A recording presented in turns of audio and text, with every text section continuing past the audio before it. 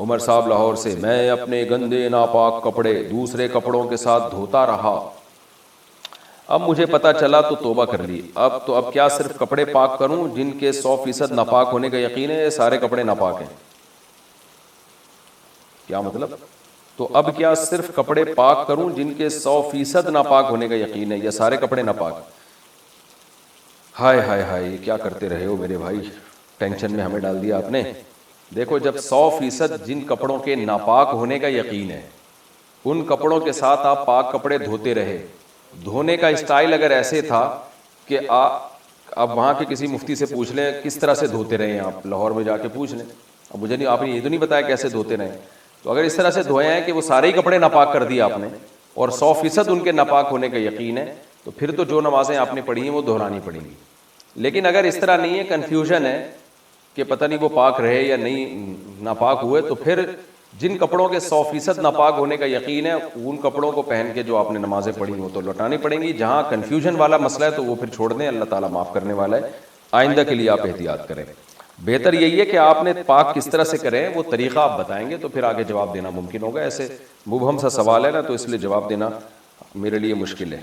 عبد المحسی کوئٹہ سے پوچھتے ہیں، پاک کپڑے ناپاک کپڑوں کے ساتھ دھل جائیں، جیسے کہ آج کل یہی ہو رہا ہے مارکیٹ میں، ہمارے گھر کے کپڑے ایک ہی واشنگ مشین میں دھلتے ہیں جن میں پاک اور ناپاک دونوں کپڑے ہوتے ہیں، اس کے بعد ہم 3 بالٹیوں میں پانی ڈالتے ہیں، پہلے پہلی بالٹی میں کپڑا ڈالتے ہیں، اس سے نچوڑ کر دوسری بالٹی میں ڈالتے ہیں، پھر اسی طرح نچوڑ کر تیسری بالٹی میں ڈالتے ہیں، پھر نچوڑ کر خشک کرتے ہیں، کیا اس طرح سارے کپڑے پاک ہو جائیں گے؟ ماشاءاللہ، اب بھی پاک نہیں ہوں گے تو بھائی پھر تو پولیس سے بھی پاک نہیں ہوں گے۔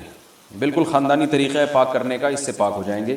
یوں بھی کر سکتے ہیں، آج کل نلکے ہوتے ہیں نا، تو نلکے کے نیچے پانی بہا دیں یا واشنگ مشین میں ہی پانی بہا دیں، یعنی ایک طرف سے پانی آ رہا ہو دوسری طرف سے نکل رہا ہو، تو جتنا پانی اس پورے پروسیس میں استعمال ہوا ہے اتنا پانی اگر بہنے میں استعمال ہو جائے گا اور صابن بھی نکل جائے، اور وہ یعنی صابن نکلنے کے بعد کی بات کر رہا ہوں، اس کے بعد اتنا پانی اس میں استعمال ہو جائے گا تو انشاءاللہ کپڑے ویسے بھی پاک ہو جائیں گے، پاک ہو جائیں گے۔ ٹب سے نہائیں تو اس سے کیا ہم وضو کر سکتے ہیں؟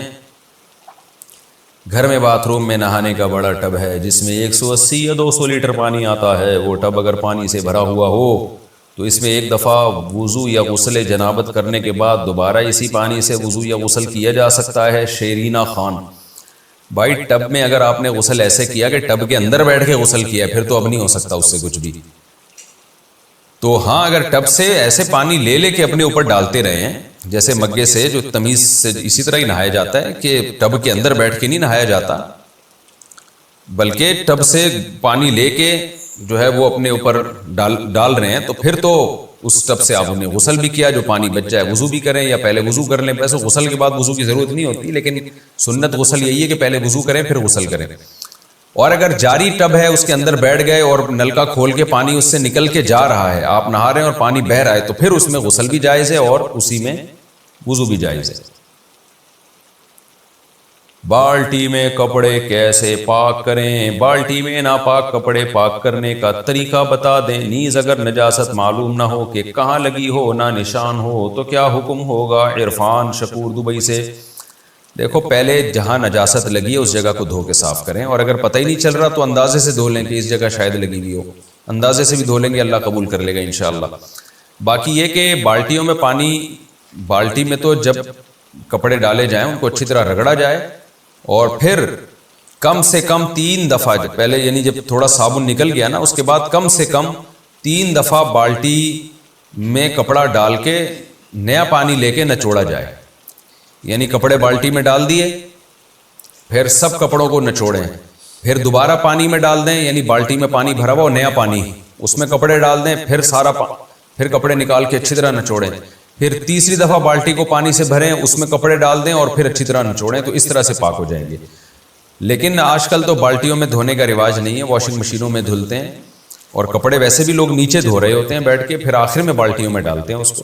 تو خلاصہ یہ کہ کپڑے میں اگر گندگی کے نجاست کا جو نشان ہے یا بدبو آپ نے اگر ختم کر دی ہے نا، تو پھر 3 دفعہ اس طرح سے پانی میں ڈال کے کنگھا لیں گے تو کپڑے آپ کے پاک ہو جائیں گے۔ اور ایک اور آسان طریقہ ہے کہ پہلے کپڑے اچھی طرح دھو لیں، پھر بالٹی میں کپڑے ڈالیں اور نلکے کا پانی کھول دیں، تو جب بالٹی کا پانی نکل کے بہنا شروع کر دے گا نا تو وہ جاری پانی ہو جائے گا تو بھی کپڑے پاک ہو جائیں گے. قبضے کی زمین پر مسجد اور نماز کا حکم. قبضے کی زمین پر بنی ہوئی مسجد میں نماز پڑھنے کا کیا حکم ہے؟ ریاض فیروزی. قبضے کی زمین پر مسجد بنانا بھی حرام ہے، اور اگر مسجد بن گئی تو اس میں نماز پڑھنا بھی جائز نہیں ہے. کسی نے نماز پڑھ لی تو وہ واجب الاعادہ ہے، اس نماز کو دوبارہ لوٹانا واجب ہے اگر کسی کے ذاتی جگہ پہ کسی نے قبضہ کیا ہے. مدی نکلنے کے حکام. اگر مدی کپڑے پر لگ جائے تو کیا کپڑا ناپاک ہو جائے گا؟ کتنی مقدار لگنے سے ناپاک ہوگا؟ اور کپڑے کو پاک کرنے کے لیے کیا طریقہ ہوگا؟